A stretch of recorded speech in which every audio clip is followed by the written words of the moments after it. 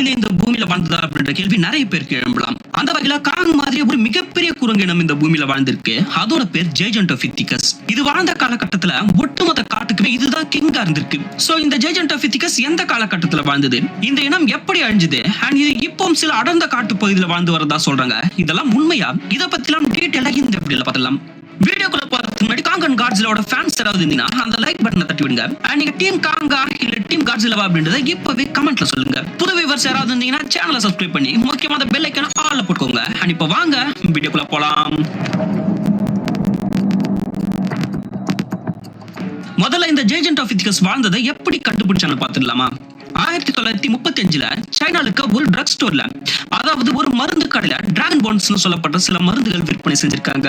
அப்போ van கொனிக்ஸ் world அப்படின்ற ஒரு சயின்டிஸ்ட் ரிசர்ச்காக அந்த கடையில டிராகன் போன்ஸ் வாங்க போகும்போது அங்க அவர் கண்ணுக்கு வித்தியாசமான பெரிய சைஸ்ல இருக்க சில பற்கள் தென்பட்டிருக்கு. உடனே அதை வாங்கிட்டு வந்து ரிசர்ச் பண்ணி பார்க்கும்போது இது டிராகனோட பல் கிடையாது, அதே சமயம் இது மனிதனோட பற்களும் கிடையாது. ஏன்னா இது நம்ம பற்களை விட 4 மடங்கு பெருசா இருக்கு. அப்பதான் இந்த பற்கள் மனிதனுக்கு பரிச்சயமே இல்லாத ஆனா மனிதன் மாதிரியான மிகப்பெரிய ஒரு உயிரினத்தோட பற்களா தான் இருக்க முடியும் அப்படின்ற ஒரு முடிவுக்கு வராரு. பிறகு இந்த விஷயத்தை அவரோட டீமுக்கு இன்ஃபார்ம் பண்ணி அந்த ஏரியால கிடைக்கக்கூடிய எல்லா டிராகன் போன்ஸையும் வாங்கிட்டு வந்து ரிசர்ச் பண்ணி பார்த்ததுல அவங்களுக்கு இந்த மாதிரி மொத்தம் 53 பற்கள் கிடைச்சிருக்கு.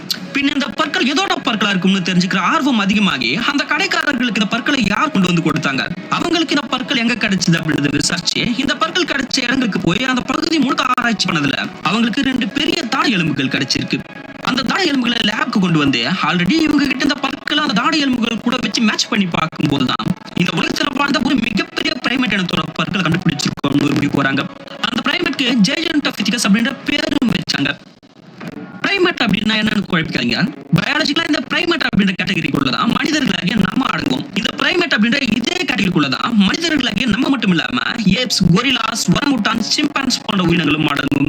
சோ அந்த வகையில இதே கேட்டகரிக்குள்ளதான் உலகத்தோட மிகப்பெரிய பிரைமேட்டா வாழ்ந்த ஜெய்ஜென்டோபித்திகஸ் கண்டுபிடிச்சிருக்காங்க. ஜெய்ஜென்டோபித்திகஸ் அப்படின்ற பேருக்கான அர்த்தமே ஜெயின் டேப், அதாவது மிகப்பெரிய குரங்கினம் அப்படின்றதுதான். அண்ட் கிடைச்ச அந்த பற்களையும் தாடை எலும்புகளையும் வச்சு தொடர்ந்து ஆராய்ச்சி பண்ணதுல இந்த ஜெய்ஜென்டோபித்திகஸே 3 வகையா இருந்திருக்கு. அதுல ஜெய்ஜென்டோபித்திகஸ் பிளாக் அப்படின்ற இந்த குரங்கினம் தான் மிக பெருசா பிரம்மாண்டமானதா இருந்திருக்கு. அண்ட் இந்த பிளாக் சைஸ் கிட்டத்தட்ட 9 ல இருந்து 10 அடி இருக்கும்னு சொல்லப்படுது. ஒரு ஆவரேஜான மனிதனோட ஹைட் 6 ஃபீட் கூட கிடையாது.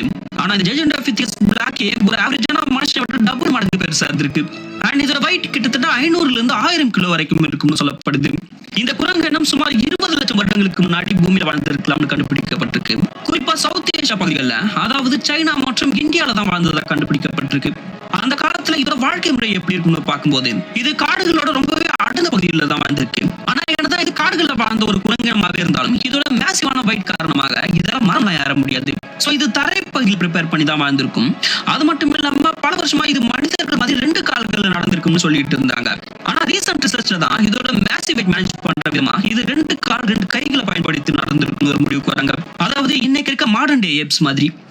சோ அந்த வகையில இதோட உணவு முறையுமே ரொம்ப ஈஸியா கண்டுபிடிக்கிறாங்க. ஆல்ரெடி கிடைச்சிருக்க பற்ற வச்சு பார்க்கும்போது இது தாவர வகைகளில் முன்ன வாழ்ந்து வந்த ஒரு தாவர உண்ணிதானும். இது மரம் ஏறாம தரைப்பகுதியில மட்டுமே வாழ்ந்து வந்ததால தரைப்பகுதியில கிடைக்கிற இலை, தழைகள், பழங்கள், கிழங்குகள் போன்றவற்றை தின்னு வாழ்ந்து வந்திருக்கலாம் அப்படின்றதையும் கண்டுபிடிச்சிருக்காங்க. இவ்வளவு பெரிய ஜெயின் டேப்பை நம்ம மைண்ட்ல இமேஜின் பண்ணும்போது அது காங் மாதிரி இருந்திருக்கலாம்னு தான் இமேஜின் பண்ணுவோம். சோ இதுவும் காங் மாதிரி அக்ரெசிவா மற்ற உயிரினங்களை அடிச்சு ஓடவிடக்கூடிய அளவுக்கு பயங்கரமானதா இருக்குமான்னு கேட்டீங்கன்னா அதுக்கான எக்ஸாக்ட் ஆன்சரை நம்ம விஞ்ஞானிகளால் கொடுக்க முடியல. ஏன்னா இந்த ஜெய்ஜென்டோபித்திகஸோட பற்களும் தாடை எலும்புகளும் மட்டும்தான் கிடைச்சிருக்க தவிர மற்ற பாடி பார்ட்ஸ் எதுவுமே கிடைக்கல. சோ கிடைச்சிருக்க கம்மியான பார்ட்ஸை வச்சு ரொம்பவே பேசிக்கான விஷயங்களை மட்டும் தான் நம்மளால கண்டுபிடிக்க முடிஞ்சது. அதாவது இதோட சைஸ் இவ்வளவு இருந்திருக்கும், இதோட உணவு பழக்கம் எப்படி இருந்திருக்கும்னு குறிப்பிட்ட ஒரு சில விஷயங்களை மட்டும் தான் சொல்ல முடிஞ்சது தவிர இந்த ஜெய்ஜென்டோபித்திகஸ் பத்தின நிறைய விஷயங்கள் ஒரு கேள்விக்குறியா தான் இருக்கு.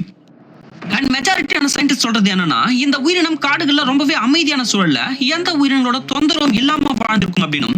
ஆனா என்னதான் இது அமைதியான ஒரு வாழ்க்கை முறையை வாழ்ந்து வந்தாலுமே வேற ஏதாவது ஒரு மிருகம் தன்னை தாக்க வந்துச்சுன்னா சும்மா விடாது. தன்னோட உயிரை காப்பாத்துறதுக்காக மற்ற மிருகங்களை அடிச்சு கொள்றதுக்கான கேப்பபிலிட்டியும் இதுக்கு இருக்குன்னு சொல்றாங்க. அண்ட் இது ஒரு தாவர உண்ணி அப்படின்றதால இது மற்ற மிருகங்களை அடிச்சு கொண்டாலுமே ஒருபோதும் அதோட மீட்டை சாப்பிட்டு இருக்காதுன்னு நினைச்சுன்னா அதுதான் இல்ல. இதோட பல்லமே இப்ப மாடர்ன் பிரைமேட்ஸ் கூட கம்பேர் பண்ணும்போது அதனால மாதிரி கேனைன் அப்படின்ற தாடை அமைப்பை தான் கொண்டிருக்கு. அந்த வகையில இப்ப இருக்க ஏப்ஸ், ஒரங்குட்டான்ஸ் எல்லாமே மீட் சாப்பிடும். இது நிறைய பேருக்கு தெரியாது. ஏப்ஸ், ஒரங்குட்டான்ஸ் எல்லாமே பிரைமரி வெஜிடேரியன் கிடையாது, இறைச்சியுமே சாப்பிடும். அதாவது எப்பவுமே எல்லாம் சாப்பிடாது, பட் அதுங்க சர்வே பண்ண மீட் சாப்பிட்டு தான் ஆகணும் அப்படின்ற பட்சத்துல மீட்டையும் சாப்பிடும். சோ அந்த வகையில இந்த ஜெய்ஜென்டோபித்திகஸும் மீட்டை சாப்பிட்டு இருக்கலாம். இந்த ஜெயஜென்ட் ஆஃப் இத்திகஸ் இப்போ சில அடர்ந்த காட்டு பகுதியில உயிரோட வாழ்ந்து வரதா சில பேர் சொல்றாங்க. என்ன கேட்டீங்கன்னா அதுக்கு வாய்ப்பே இல்லைன்னு தான் சொல்வேன். ஏன்னா இந்த மாடர்ன் வேர்ல்ட்ல இவ்வளவு பெரிய மனிதர்கள் கண்ணில் தென்படாம ஒளிஞ்சு வாழ்ந்து வர்றது சாத்தியமே இல்லை. அதே மாதிரி காடுகள்ல ஒளிஞ்சு வாழ்ந்து வந்தாலுமே அவ்வளவு பெரிய மிருகம் கன்சியூம் பண்ற உணவோட அளவும் அதிகமா இருக்கும்ல. அந்த வகையில கண்டிப்பா உணவுக்காக காட்டோட பல பகுதியில சுத்தி தெரிஞ்சிருக்கணும். இதனால வெளி உலகத்துக்கும் தெரிய வந்திருக்கணும். ஆனா அப்படி எதுவுமே நடக்கல. அண்ட் கொஞ்சம்